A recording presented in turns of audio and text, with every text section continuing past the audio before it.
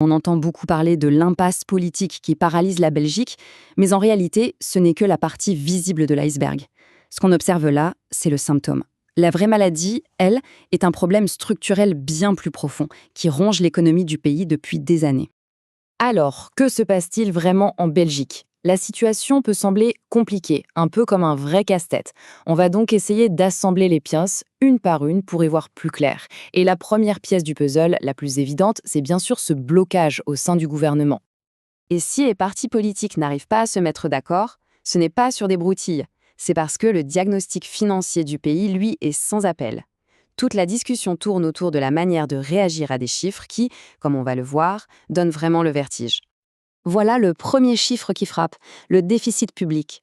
En gros, c'est l'argent que l'État dépense chaque année en plus de ce qu'il perçoit. Et pour la Belgique, ce trou devrait atteindre 5,5% de toute la richesse produite par le pays d'ici 2026. C'est énorme. Et quand on met ce chiffre en perspective, on comprend mieux l'ampleur du problème. Le déficit belge se creuse bien plus que la moyenne de la zone euro. Et surtout, il pulvérise la limite de 3% qui est fixée par les traités européens. Le pays est clairement et largement dans le rouge. Mais ce n'est pas tout.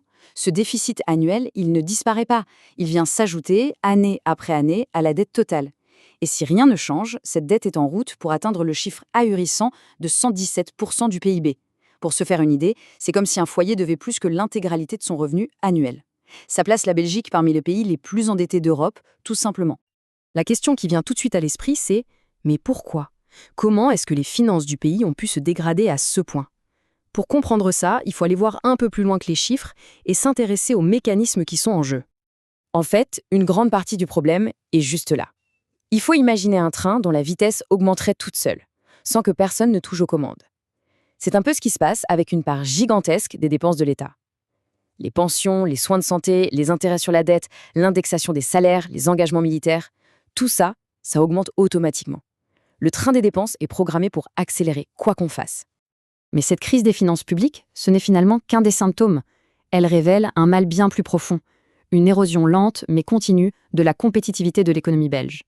Un handicap de compétitivité, qu'est-ce que c'est? C'est assez simple en fait. C'est quand produire quelque chose en Belgique coûte, de manière structurelle, plus cher que de le produire en Allemagne ou aux Pays-Bas. Et la Belgique entraîne deux qui sont particulièrement lourds. Le premier, c'est le handicap salarial. Et ce schéma en explique très bien le mécanisme assez pervers. Ce système, unique en son genre, d'indexation automatique des salaires, agit un peu comme une éponge.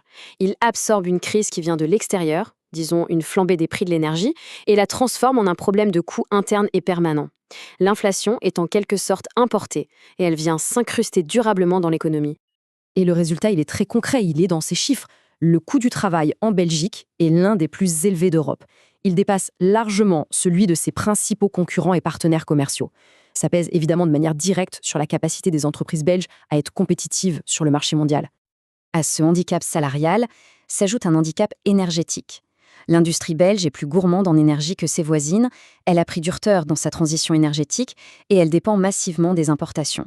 Concrètement, ça veut dire que quand le prix du gaz ou du pétrole flambe sur les marchés mondiaux, l'économie belge souffre beaucoup plus que les autres.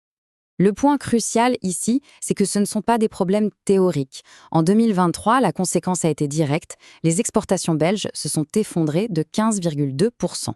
La Belgique a été le seul des 15 plus grands pays exportateurs au monde à perdre des parts de marché cette année-là. C'est la facture, en quelque sorte, de cette perte de compétitivité. Et comme si tout ça ne suffisait pas, au moment même où ces problèmes internes atteignent un point critique, un nouvel acteur entre en jeu, l'Europe, qui a décidé de resserrer la vis. On peut dire que l'ère d'une certaine tolérance budgétaire est terminée. Avec les nouvelles règles budgétaires européennes, la Belgique se retrouve sous le coup d'une procédure de déficit excessif. Qu'est-ce que ça veut dire en clair? Ça veut dire que le pays est maintenant légalement obligé de faire des efforts budgétaires chaque année. La procrastination n'est tout simplement plus une option. Et voilà, on a le tableau complet. Une crise financière, une compétitivité qui s'effrite et des obligations européennes qui sont devenues contraignantes. On comprend beaucoup mieux, d'un coup, pourquoi le gouvernement est dans une telle impasse. La question n'est plus de savoir s'il faut agir, mais bien comment. Et c'est précisément là que tout se bloque. Au sein du gouvernement, deux visions du monde s'affrontent. D'un côté, il y a ceux qui veulent surtout utiliser les ciseaux, une cure d'austérité, en coupant massivement dans les dépenses publiques et surtout sans nouvelles taxes. et de l'autre, ceux qui préfèrent utiliser la balance, un mélange d'économies certes, mais aussi de nouvelles recettes, notamment en taxant davantage le capital pour que les forces soient, selon eux, plus justes socialement. La conclusion de toute cette analyse est donc assez simple. L'action est devenue inévitable.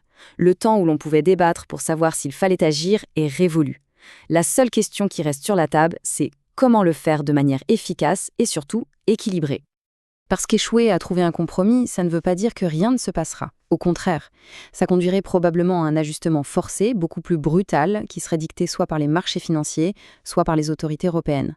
La vraie question qui se pose aujourd'hui est donc la suivante. La Belgique va-t-elle choisir son avenir ou va-t-elle le subir ?